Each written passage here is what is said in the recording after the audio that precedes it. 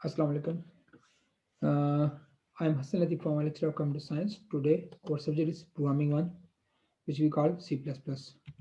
Today, we are going to discuss what are increment or decrement operators, what are compound assignment expressions, what are condition statements, and condition statements we are discussing the if statement. Okay. Now, first of all, we are going to discuss increment or decrement operators.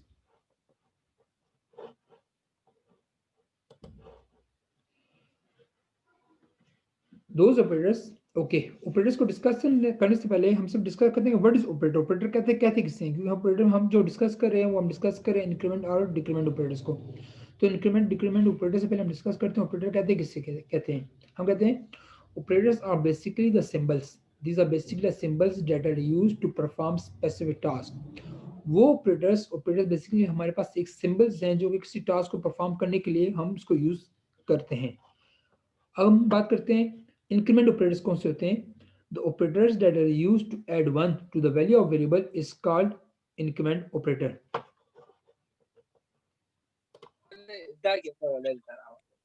एक minute ना ना अच्छा जी, हम बात कर रहे थे increment operators कौन से होते हैं। The operators that are used to add one to the value of variable is called increment operators.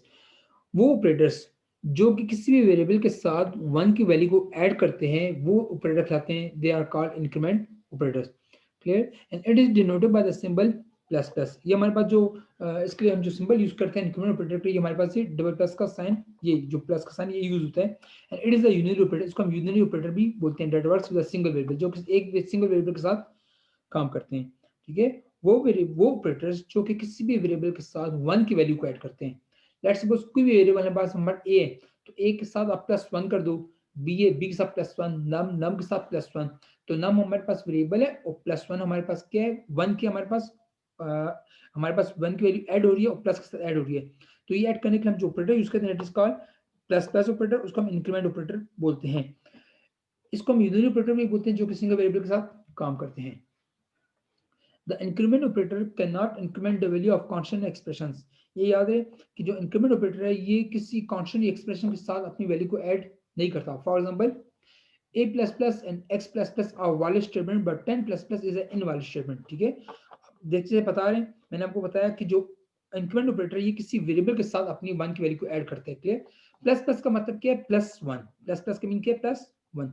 अब ए हमारे पास वेरिएबल है, ए के साथ हमारी वन की वैल्यू ऐड हो सकती है, एक्स वेरिएबल है, वन की वैल्यू के साथ ऐड हो सकती है। बट अगर हम बात करते हैं टेन, क्योंकि टेन हमारे पास एक कांस्टेंट है, तो कांस्टेंट के साथ प्लस प्लस कांस्टेंट के साथ वन की वैल्यू ऐड नहीं सकती, इसलिए कहते हैं कि ten plus plus is an invalid statement. ठीक है ना। Similarly, the operators that are used to subtract one from the value of variable is called decrement operator. Same as it is, जैसे किसी भी वेरिएबल के साथ वन की value को ऐड करते हैं तो वो बन जाते हैं इंक्रीमेंट। अगर आप वन की वैल्यू को सेम लाइक दिस, अगर वन की वैल्यू को आप किसी भी वेरिएबल के साथ सब्ट्रैक्ट करें, माइनस वन कर दें, तो वो बन जाता है हमारे पास क्या, डिक्रीमेंट ऑपरेटर। डिक्रीमेंट ऑपरेटर के लिए हम जो सिंबल यूज करते हैं वो हम यूज करते हैं माइनस माइनस। जैसे कि हमारे पास देखें प्लस प्लस साइन जो है, ठीक है, अगर हम लिखते हैं हमारे पास, अगर हम लिखते हैं ए प्लस प्लस, मतलब कि वेरिएबल हम पहले मेंशन करते हैं ऑपरेटर बाद में मेंशन करते हैं, तो इससे बोलते हैं पोस्ट इंक्रीमेंट। मतलब कि पहले वेरिएबल है और फिर प्लस प्लस हो रहा है, ठीक है, फिर इंक्रीमेंट ऑपरेटर यूज हो रहा है, तो उसको बोलते हैं पोस्ट इंक्रीमेंट है। अगर इंक्रीमेंट ऑपरेटर पहले हम लिखते हैं डिक्लेयर करते हैं और वेरिएबल बाद में डिक्लेयर करते हैं, इसे बोलते हैं प्री इंक्रीमेंट। क्लियर। ये हमारे पास इंक्रीमेंट है और माइनस माइनस रिप्रेजेंट करते हैं डिक्रीमेंट को। इसी तरह अगर आप करते हैं ए माइनस माइनस, तो ये बन जाएगा पोस्ट डिक्रीमेंट, और माइनस माइनस से होगा तो ये हमारे पास बन जाएगा प्री डिक्रीमेंट। एग्जांपल्स देखते हैं हमारे पास, एग्जांपल्स के हमारे पास एग्जांपल्स हम करते हैं। लेट्स सपोज हमारे पास ए की वैल्यू क्या है, 10। क्लियर, ए हमने डिक्लेयर किया 10, हम नीचे इसके एक्सप्रेशन हम यूज करते हैं ए प्लस प्लस, ए की वैल्यू इंक्रीमेंट हो गया, तो सी आउट हमारे पास ए, आउटपुट क्या गया हमारे पास, क्या 11। 11 कैसे है देखिए, मैं आपको बता दूं कि ए प्लस प्लस, एक सेकंड आप इधर देख लें, मैं थोड़ा सा यहाँ पर आपको टाइप करके बताता हूँ, ये ऐसे बताता हूँ, एक सेकंड आप देखें। अगर हम बताते हैं, मैं आपको बता दूं, लेट्स सपोज हम लिखते हैं ना A plus plus. Clear, A plus plus equal है किसके, A is equal to A plus one के।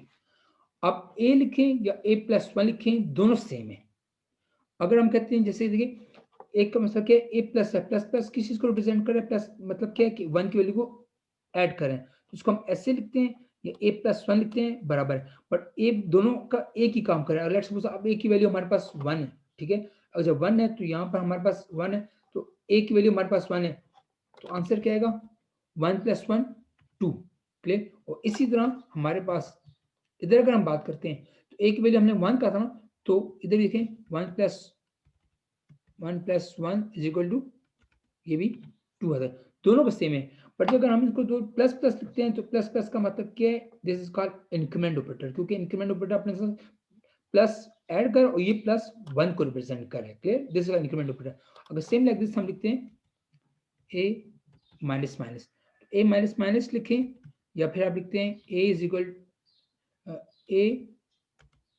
Equal to A minus one, they both have same meaning, ठीक है। ए माइनस का मतलब क्या, माइनस एक माइनस, ये वाला माइनस रिप्रेजेंट कर रहा है ऑपरेटर को, ये रिप्रेजेंट कर रहा है वन को। तो अगर लेट्स सपोज ए की वैल्यू हमारे पास क्या है, five, A is equal to, let's suppose A is equal to five, अगर A is equal to five है तो आंसर आएगा फाइव माइनस वन फोर, इधर फोर आएगा और इधर भी हमारे पास आंसर आ जाएगा फोर। ए की मान ए की वैल्यू फाइव है, five minus one four. Clear हो गया। अच्छा जी, आते हैं अपने दोबारा इसकी तरफ।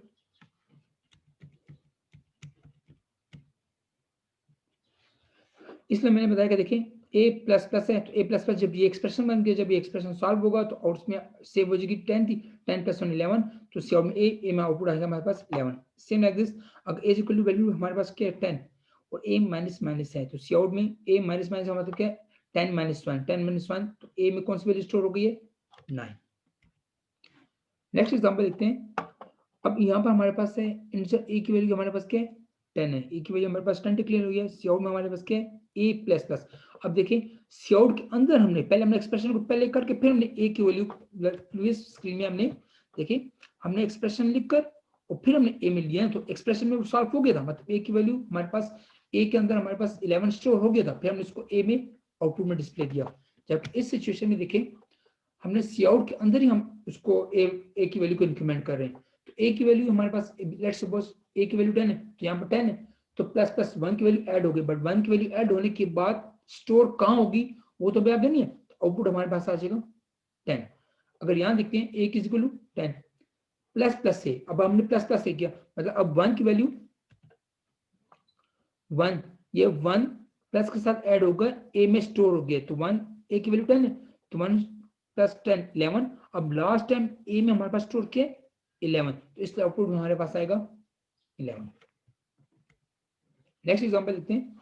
ए की वैल्यू हमारे पास 10 है, सी आउट में ए प्लस प्लस है, फिर एंड एन, फिर सी आउट ए, तो फर्स्ट टाइम हमारे पास आउटपुट में क्या है 10 प्लस 1 11 होता है, बट ए तो आगे शो नहीं होना, तो यहाँ पर इस जगह पर हमारे पास आउटपुट में क्या आएगा, इसके अंदर वैल्यू कौन सी स्टोर है 10। फिर नेक्स्ट सी आउट में क्या है ए, चूंकि एक दफा उसमें 1 ऐड हो गया था, उसके बाद हम दोबारा ए को हम डिस्प्ले कर रहे हैं, तो जो लास्ट टाइम तो ऐड हो गया था बट यहाँ डिस्प्ले नहीं हुआ, तो 10 से शो किया, तो 1 प्लस 10 11 है, तो नेक्स्ट टाइम जब हमने सी आउट में ए लिखा तो आउटपुट हमारे पास आएगा 11। अच्छा, इंक्रीमेंट का हम छोटा सा प्रोग्राम देखते हैं। हमने इंटीजर में हमने 4 वेरिएबल्स दिए A B C and some. ए की वैल्यू हमने डिक्लेयर की 1, बी में इनिशियलाइज की 1, सी में 3। एक्सप्रेशन हमारे पास क्या है, sum is equal to A plus B plus A plus plus C, ये इंक्रीमेंट हो रही है। क्लियर।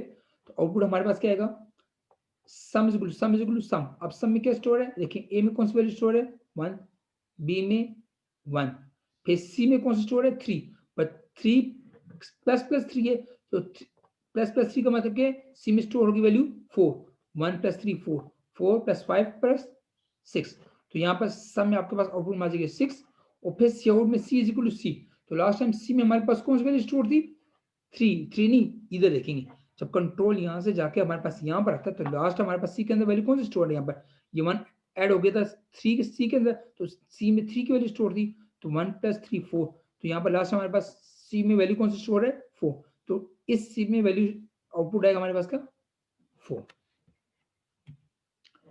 सेम लाइक दिस, अगर हम डिक्रीमेंट ऑपरेटर को देखते हैं, वही प्रोग्राम्स हैं। ए की वैल्यू 1 है, बी की 1, सी की 3। सब्ट्रैक्शन में एक्सप्रेशन और ये सब is equal to A plus C plus B plus minus minus C. A में वैल्यू स्टोर है 1, बी में भी 1 plus minus minus C. Clear?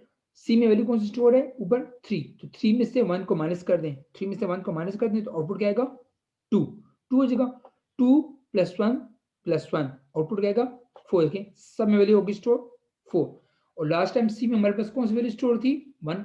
3 में 1 माइनस कर दिया 2, तो यहाँ पर जो दूसरे सी आउट में सी इज इक्वल टू सी, इस आउट में कौन सी वैल्यू स्टोर है? 2। आउटपुट आएगा 4 और 2। कंपाउंड असाइनमेंट एक्सप्रेशंस क्या होते हैं हमारे पास? This expression is used to add, subtract, multiply, or divide a value without writing the other side of the assignment operator. These are called compound assignment expressions. वो expressions जो कि किसी भी value को ऐड भी कर सकते हैं, सब्ट्रैक्ट भी कर सकते हैं, डिवाइड भी कर सकते हैं, बट उसके अदर साइड में प्लस के दूसरे अपोजिट साइड में लिखने के बगैर। इनको क्या बोलते हैं? इन एक्सप्रेशन को बोलते हैं, these are called compound assignment expression. Syntax देखते हैं इसका। पहले वेरिएबल है, फिर operator is equal to expression, where variable किसी को रिप्रेजेंट करता है, वेरिएबल को, ओपी रिप्रेजेंट कर रहा है किसी भी ऑपरेटर को, वो एक्सप्रेशन रिप्रेजेंट कर रहे हैं। एक्सप्रेशन में कोई भी वेरिएबल भी हो सकते हैं, कांस्टेंट भी हो सकते हैं, एक्सप्रेशन भी हो सकते हैं। फॉर एग्जांपल देखें, अब ये जो एग्जांपल हमारे पास x plus is equal to 9, ये हमारे पास कंपाउंड एक्सपेंशन है। अब x plus is equal to 9 लिखो या x is equal to x plus 10, दोनों सेम है, ठीक है? तो इसलिए हम कहते हैं इसकी, आप देखें, अब इसकी डिफिनेशन को आप देखें। The expression that is used to add, subtract, multiply, or divide a value without writing the other side of the assignment operator. Without writing the other side of the assignment operator. जो assignment operator के दूसरी तरफ, जैसे ये ना x is equal to x plus 1, इसके बगैर लिखा जा रहा है एक्सप्रेशन। जैसे ये ना x, अब देखिए x is equal to x plus 9, यहाँ पर ये जो सॉल्व करने के बाद जो रिजल्ट आता है हमारे पास इज इक्वल टू के बाद यहाँ पर रिजल्ट आएगा ना, हमारे पास राइट साइड रिजल्ट आएगा, पर इसके राइट साइड रिजल्ट नहीं आ रहा। ये ऐसा एक्सप्रेशन है कि जो कोई राइट साइड लिखने के बगैर ही काम करते हैं। तो उसके लिए हम जो यूज करते हैं, सिंपल टेक्निक यूज करते हैं, x plus is equal to 9, x minus is equal to 4 का मतलब क्या है? x is equal to x minus 4, x multiply is equal to 3 का मतलब क्या है? x is equal to x multiply 3, और x divided by is equal to 7 का मतलब क्या है? x is equal to x divided by 7। ये सिंपल फॉर्म है और ये कंपाउंड असाइनमेंट एक्सप्रेशन है। ओके, कंपाउंड असाइनमेंट एक्सप्रेशन में छोटा सा प्रोग्राम देखते हैं। देखिए मेन की बात ये है, हमारे पास तीन वेरिएबल्स हमने लिए, ए बी और सी।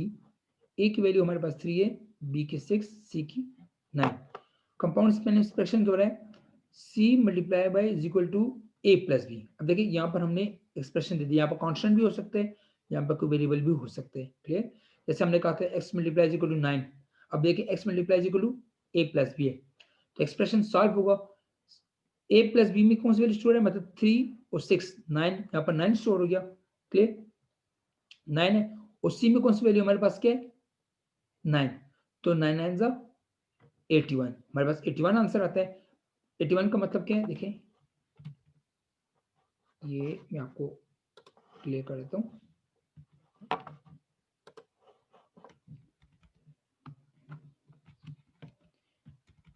ये ऐसा था ना, C multiply is equal to A plus B, ठीक है? तो इसको ऐसे सॉल्व किया, C asterisk is equal to A plus B में क्या है हमारे पास? वैल्यू कौन सी थी हमारे पास? सॉरी, थी हमारे पास वैल्यू थी 603। ओके, 3 प्लस 6, ठीक है? तो ये आंसर आ गया हमारे पास कैसे? C asterisk is equal to 9, ठीक है?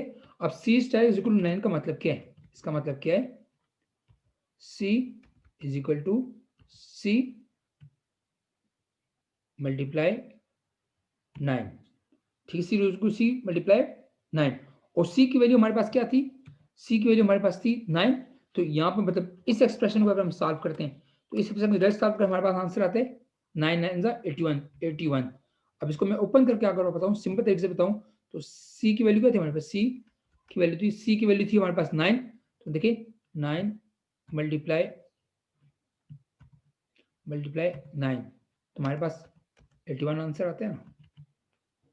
क्लियर हो गया? इसलिए मैं आपको क्लियर करना चाह रहा था कि c multiply is equal to 9 से हमारे पास 81 कैसे आ रहेगा। इसको ओपन करके लिखते हैं हम, इसको सिंप्लीफाई फर्दर सिंप्लीफाई करते हैं। इसका मतलब आता है c is equal to c multiply by 9 और c की वैल्यू हमारे पास 9 था और ये 9 कहां से आया ऊपर 3 + 6 से, तो 9 मल्टीप्लाई इज इक्वल टू 81।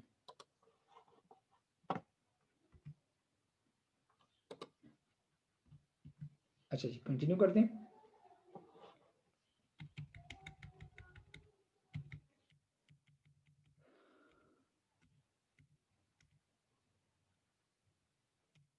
अच्छा, अब बात करते हैं what are conditional statements. Conditional statements किसे कहते हैं? जैसे कि नाम से जाहिर होते हैं, हमारे पास देखें अगर हम बात करते हैं कंडीशनल स्टेटमेंट्स कौन से होते हैं, कहते हैं दो statements of a computer programs are executed one after the other in the order in which they are written. This is known as sequential execution of a program. एक तो हम जब कोई भी स्टेटमेंट लिखते हैं, लेट्स सपोज आपने line number 1 लिखी, लाइन नंबर 2 लिखी, line number 3 4 5 6 and so on, मतलब एक के बाद दूसरी स्टेटमेंट्स को आप कंटिन्यूस मतलब कि एक नंबर में या एक पैटर्न में आप 1 2 3 4 5 6 एंड सो ऑन लिख रहे हैं। तो ऐसी स्टेटमेंट जब लिखते हैं, ऐसी स्टेटमेंट्स को जब हम रन करते हैं, एग्जीक्यूट करते हैं, तो हम कहते हैं this is called sequential execution of a program. और जिस सीक्वेंस में आप एक लाइन को लिखते हैं, कंट्रोल उसको उसी सीक्वेंस से एग्जीक्यूट करता है, तो ऐसे सीक्वेंशियल को, ऐसी एग्जीक्यूशन ऑफ अ प्रोग्राम को बोलते हैं this is called sequential execution of a program. फिर कहते हैं अब इसकी the order of the execution of the statement in the program can be change and this is done with the above condition statements. अगर आप कहते हो let's suppose आपने लाइन लिखी है, लाइन नंबर 1 लिखी है, लाइन नंबर 2 3 4 5 6, अगर आप इसको रन करोगे तो कंपाइलर इसको इसी सीक्वेंस के साथ, इस जिस सीक्वेंस आपने इसी सीक्वेंस से उसको एग्जीक्यूट भी बोलते हैं। तो इस सीक्वेंस को बोलते हैं this called sequential execution of a program. But हम इसके एग्जीक्यूशन को, इसके सीक्वेंस को हम चेंज भी कर सकते हैं। ठीक है, हम चेंज कर सकते हैं। अगर हम चेंज करना चाहेंगे तो चेंज करने के लिए हम सहारा लेंगे किसका? कंडीशनल स्टेटमेंट्स का। क्लियर? अब कंडीशनल स्टेटमेंट्स क्या होती हैं? हम कहते हैं the conditional statements are used to execute or ignore a set of statements after testing a conditions, and the conditional statements are also called selection statements. अगर conditional statements कौन सी होती हैं कि किसी भी स्टेटमेंट्स को जब आप एग्जीक्यूट करते हैं, एक लाइन को या दूसरी लाइन को या 3 लाइन्स को जब आप एग्जीक्यूट करते हैं, बट किसी कंडीशन को टेस्ट करने के बाद, ठीक है, कंडीशन को टेस्ट करने के बाद, तो ऐसे स्टेटमेंट्स को बोलते हैं they are called conditional statements. समझ गए? मतलब कि कोई भी लाइन्स हैं, आप कोई भी स्टेटमेंट्स को, एक स्टेटमेंट को, ये 2 या 3 या किसी स्टेटमेंट को एग्जीक्यूट करते हैं, बट एग्जीक्यूट करने से पहले आप कंडीशन लगाते हैं, उसकी कंडीशन की टेस्टिंग करते हैं, उसको लाइन को टेस्ट करते हैं, उस लाइन की कंडीशन को टेस्ट करने के बाद जब आप स्टेटमेंट को एग्जीक्यूट करते हैं, तो this statements are called conditional statements, और इनको हम सिलेक्शन स्टेटमेंट्स भी बोलते हैं। जैसे नॉर्मल लाइफ में अगर लेट्स सपोज घर में 2 भाई हैं, ले आपको जनरल एग्जांपल देता हूँ। घर में 2 भाई हैं, एक भाई घर में काम करता है, मतलब घर में घर का सौदा वगैरह लाता है, घर के कोई भी काम करता है, तो बस सीधे-सीधे काम करता है। मतलब पैसे लिया, अगले का काम किया, ना उसमें कोई अपना मुनाफा देखता है, ना कोई अपनी लालच देखता है, बस काम करता है। तो हम कहते हैं भाई ये बहुत ईमानदार आदमी है। तो सी प्लस प्लस की जुबान में हम उसको कहेंगे सीक्वेंशियल एग्जीक्यूशन। ठीक है, सीक्वेंशियल मतलब बगैर किसी मफाद के, बस जो काम दे रहे हैं उसको वैसे वैसे काम करे। बट दूसरा जो भाई है वो क्या करता है, उससे किसी काम का काज है कि लेट्स सपोज यार आप कुछ सौदे लेकर आओ, या आप मेरी मदद कर दो, या किसी छोटे भाई का काम कर दो, तो वो क्या करता है, हर बाद में कहेगा नहीं, पहले मुझे कुछ खिलाओगे तो मैं काम करूंगा, कंडीशन लगा दी। मैं आपके साथ बाहर जाऊंगा, मुझे इसमें इतना प्रॉफिट दोगे तो मैं आप काम करूंगा, कंडीशन लगा दी। मैंने बाहर से ये लेकर आना है, इसमें से मुझे इतने पैसे दोगे, कंडीशन लगा दी। दोस्त है, कहता है भाई मेरे साथ शॉपिंग मत चलो, भाई मुझे वहां जाके कुछ बर्गर कुछ खिलाओगे तो मैं जाऊंगा, कंडीशन लगा दी। मतलब देखो, जो भी काम करता है, काम करने से पहले अपनी शर्त रख रहे हैं, अपनी कंडीशन लगा रहे हैं कि ये करोगे तो मैं करूंगा, ये करोगे तो मैं करूंगा। अब ये जो हर काम करने से पहले कंडीशन लगाता है, अगर वो कहते हैं कंडीशन पूरी होगी तो मैं काम करूंगा, कंडीशन पूरी नहीं होगी तो मैं काम नहीं करूंगा, तो सी प्लस प्लस में इस पैटर्न को बोलते हैं कंडीशनल स्टेटमेंट्स, और इसको हम सिलेक्शन स्टेटमेंट्स भी बोलते हैं।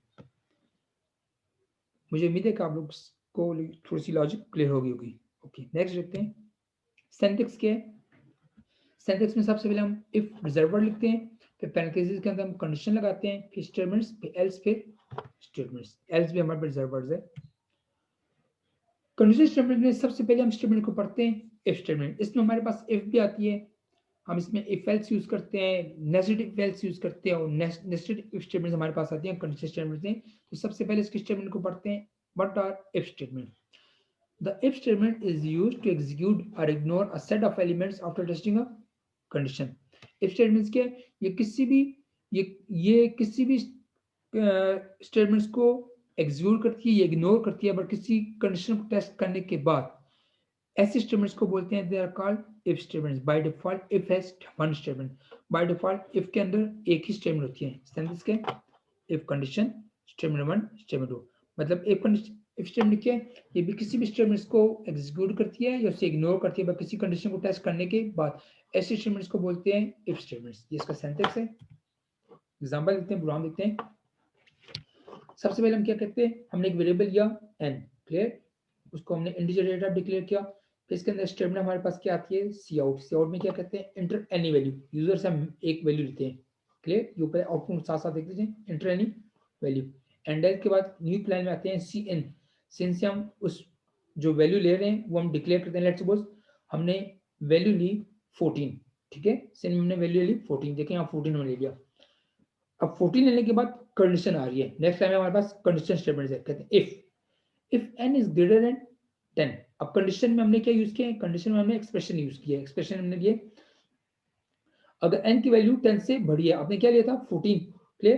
तो इस 14 इज ग्रेटर देन 10, कंडीशन क्या है? ट्रू। जब कंडीशन ट्रू होगी तो कंट्रोल हमारे पास इससे नीचे आ जाएगा। तो इससे नीचे हमारे पास स्टेटमेंट क्या है? सी आउट वेलकम। आउटपुट आ जाएगा हमारे पास क्या? Welcome, clear. वेलकम आ गया। फिर कंट्रोल नीचे आएगा तो नीचे फिर एक स्टेटमेंट एग्जीक्यूट हो रही है, उसमें क्या? ओके, हमारे पास आउटपुट आ जाएगा ओके, ठीक है। लेट्स सपोज हम दोबारा प्रोग्राम को चेक करते हैं। हमने n लिया, हम नेक्स्ट टाइम हम कहते हैं एंटर एनी वैल्यू। अब हम इस वक्त हम इसमें जो वैल्यू ले रहे हैं n के अंदर वैल्यू पुट कर रहे हैं 9। ये नीचे वाले आउटपुट को देखें 9, क्लियर। कंडीशन चेक हो रही है if n is greater then 10। n में 9 से पे if 9 is greater then 10, condition क्या है? फॉल्स है ना, 9 की वैल्यू 10 से छोटी है, फॉल्स। जब फॉल्स है तो कंट्रोल क्या होगा? कंट्रोल इफ के नीचे जो स्टेटमेंट है इसको इग्नोर कर देगा और चला जाएगा उससे नेक्स्ट लाइन में। इसलिए हम कहते हैं कि bye default if has one statement. If के अंदर एक ही स्टेटमेंट होती है। अगर कंडीशन ट्रू होगी तो सिर्फ ये नीचे वाली लाइन एग्जीक्यूट होगी, क्लियर। अगर कंडीशन फॉल्स होगी तो ये नीचे उससे फौरन नीचे वाली लाइन को वो इग्नोर कर देगा और कंट्रोल चल जाएगा नेक्स्ट लाइन में। तो कंडीशन फॉल्स है, इसे कंट्रोल नेक्स्ट लाइन में गया, आउटपुट क्या आ गया हमारे पास? ओके। देखिए इसमें हमारे पास ओ क्या है? वेलकम आउटपुट में नहीं आया। आगे जाते हैं, एक और प्रोग्राम देखते हैं। ओके, इस दफा हमने एक और प्रोग्राम लिया। यहाँ पर हमने वेरिएबल डिक्लेयर किया एज। शॉर्ट में क्या कहते हैं? Inter your age. अपने यूजर से उसकी एज डिक्लेयर की। से इनमें एज हम लेते हैं। लेट्स सपोज आपने एज ले लिया, लेट्स सपोज ले लिया 20। ओके, हमने 20 डिक्लेयर किया। क्या कहते हैं? If age is less than 18। Age less than 18 है, मतलब 20 इज लेस देन 18। कंडीशन क्या है? फॉल्स है ना। तो कंट्रोल, अब देखिए इस सिचुएशन में हमने इफ की बॉडी ले ली है, ठीक है। जब आप इफ की बॉडी लोगे, अगर इफ की बॉडी जब डिक्लेयर करोगे, अगर बॉडी नहीं है तो इफ के नीचे जो लाइन है सिर्फ उसको वो इग्नोर एग्जीक्यूट करिए, इग्नोर करेगा। अब उसने बॉडी लिया, अब बॉडी में एक स्टेटमेंट है, 2 है, 3 है, ये 10 है। अगर कंडीशन ट्रू होगी तो 10 की 10 एग्जीक्यूट होंगी, अगर कंडीशन फॉल्स होगी 10 की 10 इग्नोर हो जाएंगी।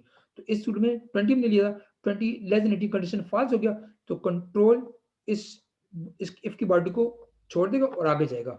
इसके नीचे क्या है? फिर यहाँ आया, फिर कंडीशन आ गई।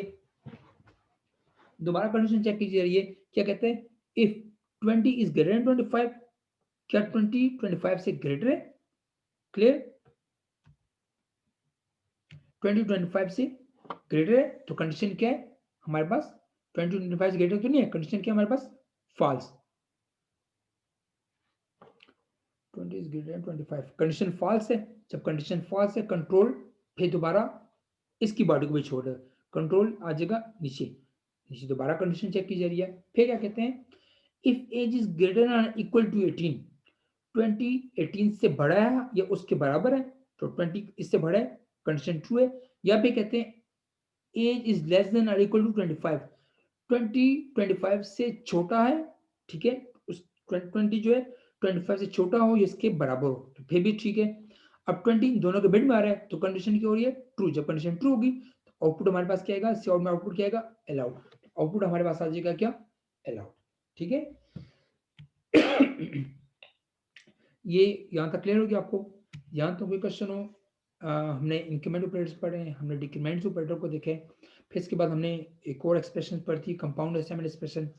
इसके बाद हमने डिस्कस किया कि कंडीशन स्टेटमेंट्स क्या होती हैं, वो कंडीशन स्टेटमेंट्स हमने डिस्कस किया था इफ स्टेटमेंट को। क्लियर? यहाँ तो कोई क्वेश्चन हो आप मुझसे कर सकते हैं। ये जो आपका लेक्चर मैंने अपलोड कर दूंगा, उसमें अपलोड कर दिया आपके पोर्टल पर भी। ठीक है, मुझसे व्हाट्सएप पर भी क्वेश्चन कर सकते हैं। Thank you so much. अस्सलाम वालेकुम।